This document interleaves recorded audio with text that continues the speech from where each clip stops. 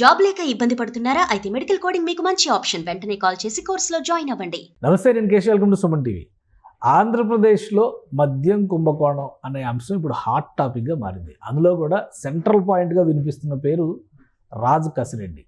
మొత్తం ఈ వ్యవహారాన్ని అంతా తన పర్యవేక్షణలోనే రాజ్ కసిరెడ్డి నడిపించారని సాక్షాత్తు మాజీ ఎంపీ విజయసాయిరెడ్డి ఆరోపణలు చేశారు. ఈ నేపథ్యంలో వరుసగా ఆయనకు సంబంధించినటువంటి బంధువులు, ఆయనకు సంబంధించినటువంటి సంస్థలపైన సోదాల పరంపర కొనసాగుతూ ఉంది. 50 బృందాలుగా ఏర్పడినటువంటి అధికారులు, సిబ్బంది ఇటు తెలంగాణ, ఆంధ్రప్రదేశ్ రెండు చోట్ల కూడా వరుసగా తనిఖీలు జరుపుతున్నటువంటి పరిస్థితి. అసలు రాజ్ కసిరెడ్డి ప్రొఫైల్ ఏంటి, ఈ కేసులో ఆయన పాత్ర ఏంటి, విశ్లేషించేటువంటి ప్రయత్నం చేద్దాం. మనతో పాటు అనలిస్ట్ చందు శ్రీనివాస్ గారు. నమస్కారం. నమస్కారం అండి. రాజ్ కసిరెడ్డి ఇప్పుడు అది చాలా హాట్ టాపిక్ లాగా వినిపిస్తున్నటువంటి పేరు. నిన్న మొన్నటి వరకు ఏంటంటే లిక్కర్ స్కామ్ అనగానే ఢిల్లీ కుంభకోణం వినబడేది. ఇప్పుడు ఏపీలో అంతకు మించినటువంటి కుంభకోణం ఇది అని పార్లమెంట్లో కృష్ణదేవరాయలు గారు లేవనెత్తారు. తర్వాత అమిత్ షా గారికి కంప్లైంట్ ఇచ్చారు. వరుసగా అంటే ఈ గవర్నమెంట్ మారినప్పటి నుంచి ఈ అంశం పైన చర్చ జరుగుతుంది. వరుసగా గత 10-15 రోజుల నుంచి చూస్తే కనుక ఈ విషయంలో చాలా సీరియస్ డెవలప్మెంట్స్ కనిపిస్తున్నాయి. ఏంటి అసలు ఈయన పాత్ర? ఉభయ తెలుగు రాష్ట్రాలే కాకుండా దేశవ్యాప్తంగా ఒక్కసారిగా ఒకప్పుడు లిక్కర్ స్కామ్ అంటే మనం కేజ్రీవాల్ కాడి నుంచి, కవిత కాడి నుంచి మనం చూసాం. చాలామంది తిహార్ జైల్లో వచ్చాడు. మనీష్ సిసోడియా 1 year పైన చేశారు. ప్రభుత్వాలు మారిపోయినాయి. సరే, అది కట్ చేస్తే అయిపోయింది అనుకున్న సమయంలో ఉన్నట్టుండే మీరు అన్నట్టు కృష్ణదేవరాయలు గారి రూపేణా ఆయన విత్ ఆధారాలతో సహా వెనక సీఎంఆర్ వెనక కసిరెడ్డి ఉన్నాడని చెప్పి ఎవిడెన్స్ అన్ని కూడా సాక్ష్యం. ఎందుకంటే అతను 5 సంవత్సరాలు అంతకుముందు ఆ పార్టీలో ఎంపీగా చేశాడు. ఆయన ఇచ్చేదానికి ఒక్కసారిగా చర్చకి దారితీసింది. అమిత్ షా గారు కూడా ఇవ్వటం, తక్షణం విచారణ చేయండి, ప్రభుత్వ ఆస్తిని ఇలా 1,000 కోట్ల రూపాయలు అక్రమంగా ఇచ్చేశారు మద్యం ద్వారా అని చెప్పి ఎలిగేషన్. అంటే ఒక ఎంపీ ఇచ్చేదానికి అది దేశవ్యాప్తంగా చర్చ అయింది. ఇకపోతే అప్పటి నుంచి కూడా ఆధారాల కోసం సిట్టు బృందాలు వెతుకుతున్నాయి. లుక్అవుట్ నోటీసులు జారీ చేయడం, రకరకాల ప్రయత్నాలు జరిగినాయి. లేకపోతే వాళ్ళతో సన్నిహితంగా ఉన్న ఫోటోల్లో ఒకప్పుడు విజయసాయి రెడ్డి గారు, మనం ఆ ఫోటోలో చూస్తే జగన్మోహన్ రెడ్డి గారు, కసిరెడ్డి విజయోత్సవంలో కూడా ఎప్పుడు ఉన్నాయి వ్యక్తులు. అటువంటి సాక్షాత్ ఈయనే ఆరోపించాడంటే దీని మీద ప్రధానంగా చర్చ జరుగుతుంది. మీరు అన్నట్టు 12 బృందాలు ఒక హైదరాబాద్లో ఆయన యొక్క ఆఫీసులు కావచ్చు, తర్వాత ఆయన వాళ్ళ మిస్సెస్ డైరెక్టర్గా ఉన్న ఒక హాస్పిటల్, పెద్ద కార్పొరేట్ హాస్పిటల్ పేరు వినపడుతుంది. తర్వాత సినిమా రంగంలో కూడా చాలామంది ప్రముఖ సినిమా రంగం టాప్ సినిమాలు తీసే ఒక చిత్ర నిర్మాణ సంస్థ కూడా ఇతను పెట్టుబడులు పెడతాడని తెలుస్తుంది. ఇవన్నీ కూడా అసలు ఇది బిజినెస్ ప్రొఫైల్ ఏంటి? ఇప్పుడు గవర్నమెంట్ వచ్చింది కాబట్టి జగన్మోహన్ రెడ్డి గారికి సన్నిహితంగా ఉన్నాడు కాబట్టి ఇప్పుడు ఈయన గురించి చర్చ నడుస్తుంది. మొన్నటి వరకేమో అసలు ఆ స్కామ్లో కీలక పాత్రధారి వాసుదేవ్ రెడ్డి అన్నారు. విజయసాయి రెడ్డి గారు వెనకుండా నడిపించే వాళ్ళు ఉంటారు, బట్ ఆపరేషన్ మోడస్ ఆపరాండి అంతా కూడా ఆయన ఆధ్వర్యంలో జరిగింది. ఇప్పుడు మొత్తం అసలు డబ్బులు క్యాష్ రూపంలో సేకరించడం దగ్గర నుంచి వాటి తరలింపు వరకు రాజ్ కసిరెడ్డి ఈయన పాత్రధారి సూత్రధారి కూడా. మీరు అన్నట్టు వాసుదేవ్ రెడ్డి అందరూ అనుకున్నారు. ఆయన ఇంటి మీద 2-3 సార్లు రైడ్ చేశారు. తర్వాత సైలెంట్ అయిపోయింది అంటున్నారు. ఎప్పుడైతే కృష్ణదేవరాయలు లేవలెత్తారో ఈ అంశం ఒక్కసారిగా తెర మీదకి వచ్చింది. ఇక విజయసాయి రెడ్డి చెప్పేదానికి ఇంకా బలం చేకూరింది. రాజ్ కసిరెడ్డి రాజశేఖర రెడ్డి ఈయన పూర్తి పేరు. కసిరెడ్డి రాజ్ అంటారు.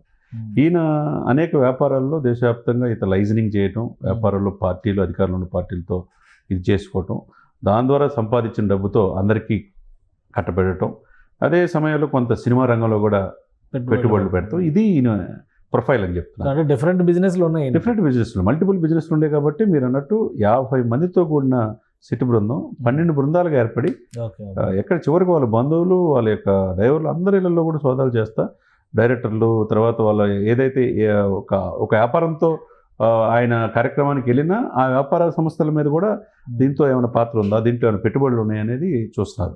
సో అంటే ఇప్పుడు ఇంత కీలక పాత్రధార అయినప్పుడు ఈ పాటికి ఎక్కడో దగ్గర ట్రేస్ అయి ఉండాలి కదా. కేసు గురించి ఇన్ని రోజుల నుంచి జరుగుతూ ఉంది. లాస్ట్ 8 months నుంచి చూస్తూనే ఉన్నాం మనం. ఇంతవరకు ఈయన ఎక్కడున్నారనేది కూడా ట్రేస్ చేయలేకపోతున్నారు. 6 మాసాల క్రితం సజ్జల భార్గవ రెడ్డి, సజ్జల రామకృష్ణారెడ్డి కుమారుడు సోషల్ మీడియాలో ఆయన చెప్తే నేను చేశానని వర రవీంద్ర రెడ్డి మిగతా వాళ్ళంతా చాలామంది చెప్పారు. పోసాన్ గారు లాంటి వాళ్ళు కూడా చెప్పారంట. మరి సజ్జల భార్గవ రెడ్డిని ఇంతవరకు ఎందుకు ట్రేస్ అవుట్ చేయలేకపోయారు? లుక్అవుట్ నోటీసు జారీ చేసిన ఆయన హైకోర్టుకి వెళ్ళి, హైకోర్టు కాకపోతే సుప్రీంకోర్టుకి వెళ్ళి స్టే తెచ్చుకునే పరిస్థితి వచ్చింది.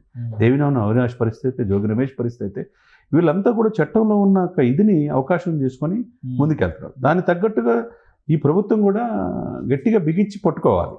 ప్రభుత్వ వైఫల్యం అంటారు. లేకపోతే ఇప్పుడు అధికారం వచ్చి 10 నెలల అయినా కానీ లిక్కర్ స్కామ్లు మనందరికీ తెలుసు. ఫోన్పే చిన్న కిల్లీ కొట్టుకెళ్ళినా, ఒక కిల్లీ తీసుకున్నా, లేకపోతే ఒక చాక్లెట్ తీసుకున్నా మనం ఫోన్పే ద్వారా చేసుకోవచ్చు. గూగుల్ పేలు, ఫోన్పేలు వాడుతాం. అవన్నీ ఫోన్పేలు, గూగుల్ పేలు లేకుండా లిక్కర్ వేల కోట్ల రూపాయలు జరిగిందని చెప్పి సాక్షాత్తు పవన్ కళ్యాణ్ గారు, పురంధేశ్వరి గారు, లోకేష్ గారు, చంద్రబాబు అందరూ ఆరోపించారు.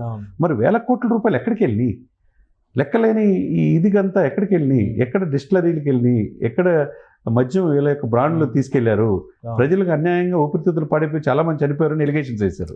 మరి దీని వెనక కుట్ర విచారించాల్సిన అవసరం ఉందిగా ఈ ప్రభుత్వానికి. ఇప్పటికైనా నిద్రలేచినట్టుగా అవపడుతుంది నిన్న పరిణామాలు చూస్తే. అవపట్టమే కాకుండా ఇతను ఎక్కడున్నాడో పట్టుకోవాలి. దీని వెనక ఇంకా ఎవరైనా పెద్దలు ఉన్నారా? ఇది ముఖ్యమంత్రి ఆదేశానుగుణంగా కసిరెడ్డి రాజశేఖర రెడ్డి చేశాడనేది ప్రధానమైన లావు కృష్ణదేవరాయల గారి ఆరోపణ. ఇప్పుడు విజయసాయిరెడ్డి గారు A2గా భావించి విజయసాయిరెడ్డి గారు కూడా ఆరోపణ. ఈ ఆరోపణలతో బలం చేకూరుతుంది. ఇది పెద్ద మాఫియా జరిగిందని. ఒక శాండ్ మాఫియా కాదు, మైనింగే కాదు. ఇంత టెక్నాలజీ పెరిగిపోయిన తర్వాత ఎక్కడున్నారనేది ట్రేస్ చేయడం అంత కష్టం. పైగా ఎవరైనా అనామకులు అయితే పోన్లే వాళ్ళు ఎక్కడ దొరకలేదని అనుకోవచ్చు. ఇంత పాపులర్ పర్సనాలిటీస్, విఐపీలు, వీళ్ళని ట్రేస్ చేయడం కష్టమా? ఎందుకు ఇంత జాప్యం జరుగుతుంది సార్? ఒక గోరెంట్ల మాధవ్, మాజీ పోలీస్ ఆఫీసర్, మాజీ ఎంపీ, అతను అరెస్ట్ చేసి తీసుకెళ్తుంటే కిరణ్ని ఎక్కడున్నాడో పిన్ టు పిన్ చెప్పే ఇంటర్నల్ దొంగలు ఉన్నప్పుడు,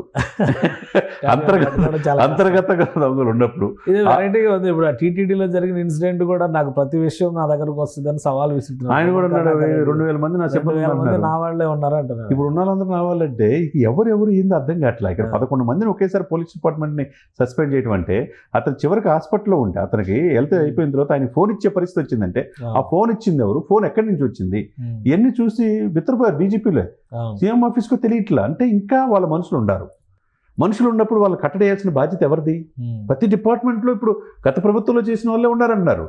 మరి వీళ్ళని తీగిపోతే, కంట్రోల్ చేయకపోతే, కంట్రోల్ మెకానిజం లేకపోతే ప్రక్షాళన ఎప్పుడు జరుగుతుంది? ఇప్పుడు జేవీ రెడ్డి లాంటి వాళ్ళు ఆలోచన చేసి ఫైబర్ గిడ్ అని వెళ్ళిపోయాడు, ఏం చేయలేదని చెప్పేసి. మరి ప్రతి డిపార్ట్మెంట్లో ఇట్లా అవినీతికి పెరిగిపోతే ప్రజల్లో రోజు రోజుకి ఈ ప్రభుత్వం మీద నమ్మకం సనగిలే అవకాశం ఉంది. ఇప్పటికైనా చంద్రబాబు నాయుడు గారు టెక్నాలజీ అందిపుచ్చుకోవట్లు అందివేశం చెయ్య. డెఫినెట్గా దీని వెనక ఎవరు పెద్దలు ఉన్నా ప్రజలకు తెలియజేసిన బాధ్యత ఇప్పుడున్న ప్రభుత్వాన్ని. గత ప్రభుత్వంలో ఆరోపణలు వచ్చినాయి అనుకోండి, ఆరోపణలు సాక్ష్యాలతో సహా రుజువు చేయాల్సిన బాధ్యత ఎవరిది? ఇప్పుడున్న కూటమి ప్రభుత్వాన్ని.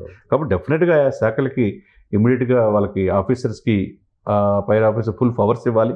ఎక్కడున్నా అరెస్ట్ చేసి లుకౌట్ నోటీసులు ఇచ్చేసైనా దేశ సరిహద్దులు దాటకుండా వాళ్ళ పాస్పోర్ట్లు కూడా స్వాధీనం చేసుకొని, ఎందుకంటే ఇది is custodian of people sir. గత ప్రభుత్వం, ఈ ప్రభుత్వం అయినా ప్రభుత్వ ఆస్తులు సంరక్షించాల్సిన బాధ్యత అధికారులు, మంత్రిది, ముఖ్యమంత్రిది. మరి అటువంటిది ప్రజల యొక్క సంపదని అడ్డంగా దోచుకుంటే అది కక్కించాల్సిన బాధ్యత కూడా ఈ ప్రభుత్వాన్ని. కాబట్టి ఏం చేస్తారో మనం చూడాలి. పట్టుకునే ప్రయత్నాల్లో ఉన్నా కూడా పట్టుకోవాలని అనుకుంటున్నాను. మేబీ అంటే ఇంకొకటి, ఈ విషయాన్ని జాతీయ స్థాయిలో లేవనెత్తడం వెనకాల ఏమన్నా వ్యూహం ఉందా ఇంకా ఇందులో చైన్? ఎందుకంటే కనెక్షన్ జగన్మోహన్ రెడ్డి గారికి తీసుకెళ్తున్నటువంటి పరిస్థితి ఉంది. అందుకే ఇదంతా ఈ ఎవిడెన్స్ కలెక్షన్ విషయంలో ఇంత జాప్యం జరుగుతుందా? పార్లమెంట్లో స్పష్టంగా చెప్పింది ఏంటంటే జగన్మోహన్ రెడ్డి గారు ప్రభుత్వం, జగన్మోహన్ రెడ్డి గారి ప్రమేయం ఉంది అని చెప్పి స్పష్టంగా చెప్పారు. ఆ దిశగానే మొత్తం ఎంక్వైరీ జరుగుతుంది. సార్ ఇప్పుడు లల్లూ ప్రసాద్ ఉన్నాడు బీహార్, ఆయనకంటే జగన్మోహన్ రెడ్డి గారు గొప్ప వాళ్ళం కాదు. ఈయన ముఖ్యమంత్రి గారు కుమారుడుగా వచ్చాడు. ఆయనకు అపారమైన అనుభవం ఉండి వివిధ పార్టీల్లో శాసించిన వ్యక్తి. సరే, గడ్డి కుంభకోణంలో పాపం చివరికి ఆయన బలైపోయాడు, అది పక్కన పెట్టండి.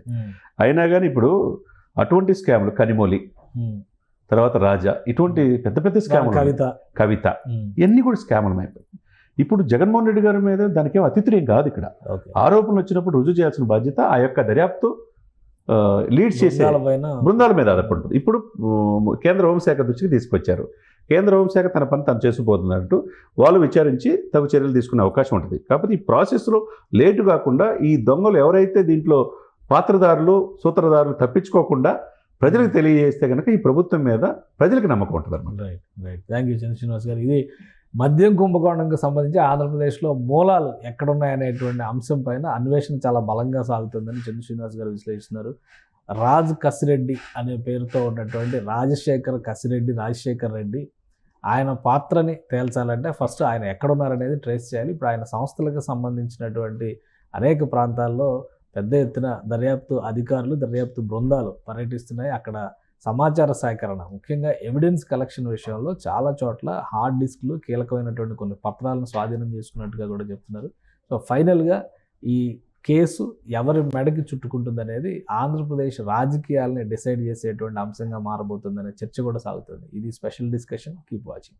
సుమన్ టీవీలో మీ పర్సనల్ అండ్ బిజినెస్ ప్రమోషన్స్ కోసం కింది నెంబర్కి కాంటాక్ట్ చేయండి.